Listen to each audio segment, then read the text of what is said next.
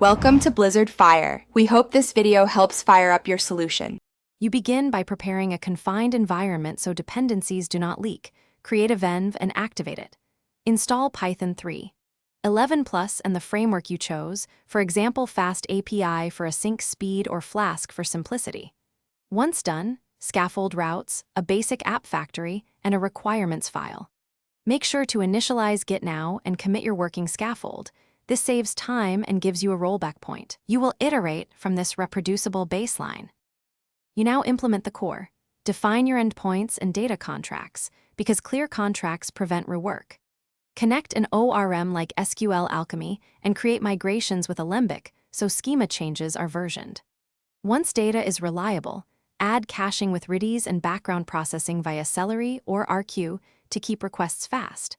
Make sure to add authentication using JWT or OAuth2 and centralize config. Then write tests that exercise main flows. You finalize by containerizing the app and wiring up continuous integration so builds are repeatable, push images to a registry, and deploy with health checks. Once live, add structured logging, metrics, and alerts so you know when performance slips.